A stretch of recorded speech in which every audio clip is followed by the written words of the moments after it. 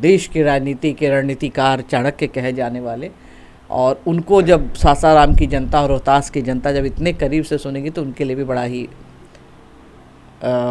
एक अविस्मरणीय दिन रहेगा। सारे कार्यकर्ताओं में बहुत उत्साह है, बहुत उमंग है, सभी लोग सुनने के लिए अमित शाह को बेचैन हैं, बेताब हैं। वाजपेयी जी अच्छे इंसान हैं, अच्छे युवा हैं, ऊर्जा है काफ़ी, सोचते भी हैं कुछ कर लें, लेकिन क्या करें, उनके पीछे जो उनका इतिहास और उनका जो बेड़ियाँ है ना, वो उनका साथ नहीं छोड़। नीतीश जी क्या दिए हैं? नीतीश जी पूछना चाहते हैं हम हमको सीएम बना दिए त्याग करके। अभी बार में सही जवाब दे तो ईडी बार बार आपके यहाँ क्यों आएगी?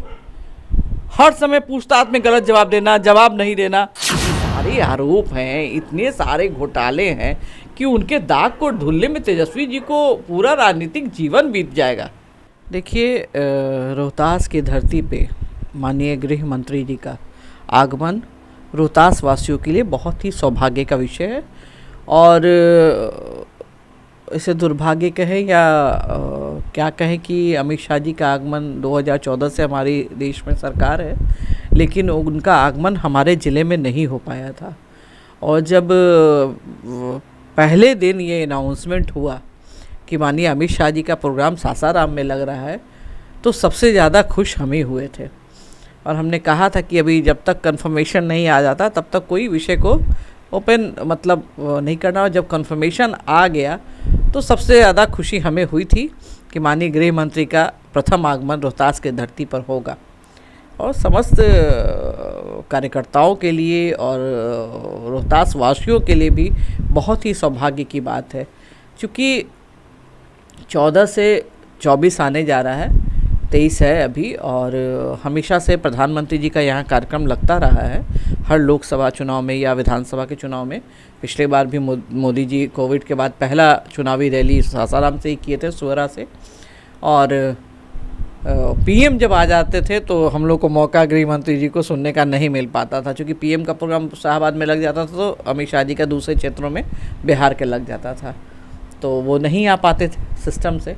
लेकिन इस बार आ रहे हैं तो सारे कार्यकर्ताओं में बहुत उत्साह है, बहुत उमंग है, सभी लोग सुनने के लिए अमित शाह को बेचैन हैं, बेताब हैं कि हमारे गृह मंत्री आए। और जिनको हम न्यूज़ चैनलों पे, टीवी पे सुनते हैं, और जो देश के राजनीति के रणनीतिकार चाणक्य कहे जाने वाले, और उनको जब सासाराम की जनता और रोहतास की जनता जब इतने करीब से सुनेगी तो उनके लिए भी बड़ा ही एक अविस्मरणीय दिन रहेगा। हम देखा है तो सम्राट चौधरी की अब सीधे लड़ाई नीतीश कुमार और तेजस्वी यादव के सामने होगी, तो क्या आपको लगता है कि सम्राट चौधरी इतने बड़े हस्ती के सामने टिक पाएंगे कहीं? देखिए, 4 काल होता है, बाल्य अवस्था, प्रौढ़ अवस्था, युवा अवस्था और वृद्धावस्था। तो आप अभी जिनकी बात किए तो वो अभी युवा अवस्था में हैं, और दूसरे जो हैं अब वो वृद्धावस्था में आ गए हैं। जो युवा हैं उनके पीछे उनके पिताजी ने, पूर्वजों ने इतने तरह तरह के उनके लिए जाल बुनकर गए हैं। तेजस्वी जी अच्छे इंसान हैं, अच्छे युवा हैं, ऊर्जा है काफ़ी, सोचते भी हैं कुछ कर लें, लेकिन क्या करें, उनके पीछे जो उनका इतिहास और उनका जो बेड़ियाँ है ना, वो उनका साथ नहीं छोड़ रही है। कहा जाता है ना कि बाप दादा की किए हुए कृत्य को बाल बच्चों को चुकाना पड़ता है। अगर वो फ्रेश रहते, उनके पिताजी के ऊपर अगर इस तरह का आरोप प्रत्यारोप, इतनी कम उम्र में इतनी आमदनी के मालिक, इतने पैसों के मालिक, तो तेजस्वी जी तो जिस दिन से राजनीति में है उस दिन से आरोप मतलब क्या उसको कहते हैं, बोया बबूल तो आम कहाँ से खाऊं, तो वही हाल उनके साथ है। कुछ करना चाहते थे अच्छा, लेकिन हो नहीं पा रहा है। दूसरा, नीतीश जी कहते हैं मैंने किया, मैंने ये किया, मैंने वो किया, मैंने वो किया। 17 वर्ष से मैंने उनका साथ दिया और उनको हमने मुख्यमंत्री बनाकर रखा, लेकिन भाजपा जैसे गठबंधन दल के साथ जब उनकी नहीं बनी, तो मैं आज आपको सत्यम जी आपके न्यूज़ चैनलों के माध्यम से बताना चाहूँगी कि नीतीश जी को किसी का साथ नहीं भा सकता है। क्योंकि भाजपा ही एक ऐसी पार्टी है जो उनके हर बातों को स्वीकार करती थी आंख बंद करके। और आज जिस व्यक्ति के साथ उस गठबंधन में है, वो गठबंधन में दल में इनकी अहमियत देने वाला कोई व्यक्ति नहीं है। आज निर्णय तेजस्वी जी नहीं लालू जी लेते हैं। तो ऐसे उप मुख्यमंत्री के रहना और नहीं रहने का क्या मतलब है? मुख्यमंत्री कोई निर्णय नहीं ले सकते हैं, सारे फाइल लालू जी के यहाँ से डील होता है, तो फिर काहे का आप मुख्यमंत्री? अगर आपको कठपुतली ही बनना था तो पहले बताते, बीजेपी फिर आप पर कुछ विचार करती। लेकिन आपको तो सम्मान चाहिए नहीं था। आपको सम्मान नहीं, मर जाएंगे मिट जाएंगे, आपका गाना नहीं गाएंगे, तो वही नीतीश कुमार जी की आदत है। और आज इतनी अच्छी सरकार चल रही थी, कोई जाके उनसे पूछे कि आप 13 में क्यों अलग हुए थे, आप 17 में क्यों अलग हुए थे, आप फिर 22 में क्यों अलग हुए, तो नीतीश जी के पास कोई जवाब नहीं है। शांति से मीडिया वाले पूछिए, हमेशा बात टालकर वो चले जाते हैं। रोज उनकी बात को हम लोग सुनते हैं। आज आप 2,36 करोड़ का कुछ है आपका बिहार का बजट है, आप सब कुछ आज सरकार में हम लोग का हाउस चल रहा है, किसी चीज़ का सरकार के द्वारा कोई जवाब नहीं आता है। बिहार की सरकार का कोई विभाग जवाब नहीं देता है, सारा उल्टा पुल्टा जवाब मिलता है। आप कैसे मुख्यमंत्री हैं भाई? आप धृतराष्ट्र हो गए क्या बिहार के?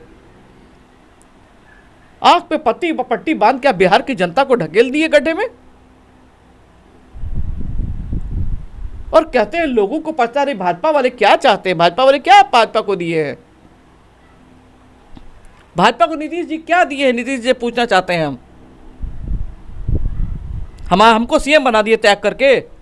अभी हम 75 थे, 43 से उनको मुख्यमंत्री बनाए, फिर कौन सा दर्द था? अभी 6 महीना पहले चाचा भतीजा कहते थे कि हम प्रधानमंत्री बनेंगे, वो मुख्यमंत्री बनेंगे। अब वही भतीजा कह रहा कि ना उनको मुख्यमंत्री बनना है, ना उनको प्रधानमंत्री बनना है, ना मुझे मुख्यमंत्री बनना है। तो भैया 6 महीना में गेम कैसे पलट गया? ये तो पूछने की विषय है।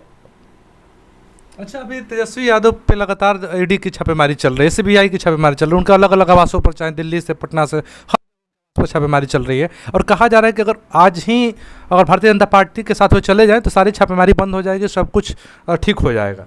देखिए, ये बयानबाजी शुरू से ही आरजेडी के लोग करते रहे हैं। ईडी अपना लोकतांत्रिक व्यवस्था के तहत एक अलग संस्था है जो वो अपना काम समय पर निर्धारित समय। क्या ईडी गलत एफआईआर दर्ज कर दी है क्या? आप अगर एक ही बार में सही जवाब दे तो ईडी बार बार आपके यहाँ क्यों आएगी? हर समय पूछताछ में गलत जवाब देना, जवाब नहीं देना, कोई ऐसा होता है कि इस लोकतंत्र की व्यवस्था में जिसमें वोट देके जनता को विधायक और सांसद बनाती है, तो कहीं क्या आपको दबाव डाल सकता है कोई? आप जो किए हैं उसके कारण आता है। पूछिए जाके तेजस्वी जी से कि आपके पास इतनी प्रॉपर्टी कहाँ से आई? अब उनकी एक छोटी सी बच्ची हुई है, बहुत बहुत शुभकामनाएं है आपके चैनल के माध्यम से, पिता बने एक पुत्री के वो। और अगर वो पुत्री साल भर में अगर करोड़ों की मालकिन हो जाएगी तो आप क्या सोचेंगे? तो ये बातें लालू परिवार को शोभा नहीं देती है। उस समय 2.5 साल का सरकार था तो लगे खुदवाने, 90 करोड़ का मॉल का मटिये बिचवा दिए, कभी कुछ करा दी। इतने सारे आरोप हैं, इतने सारे घोटाले हैं कि उनके दाग को धुलने में तेजस्वी जी को पूरा राजनीतिक जीवन बीत जाएगा। इतने दाग धब्बे चले गए, लग गए हैं उनके जीवन पे, कैरियर पे, उनके पिताजी के द्वारा बनाए गए, लगाए गए। तो ये तो उनको पिताजी का किया हुआ ही पनिशमेंट है जिसको तेजस्वी जी भुगत रहे हैं अभी। जाते तब से आखिरी सवाल ये रहेगा कि राहुल भी सदस्यता रद्द कर दी गई है, इस पर आप क्या कहेंगे? कहा जा रहा है कि मतलब उतना भी बड़ी उनकी गलती नहीं थी कि लोकसभा रद्द कर दी जाए, तो संसद की सदस्यता रद्द कर दी गई है। देखिए, 2020 में भी राहुल गांधी पूरे देश में घूम घूम के गाली दिए चौकीदार चोर है। आप बताइए, किसी भी राजनीतिक पार्टी का कोई बड़ा सांसद, नेता, मंत्री, विधायक किसी प्रधानमंत्री जी के लिए इस तरह का असंसदीय भाषा का इस्तेमाल कर सकता है क्या?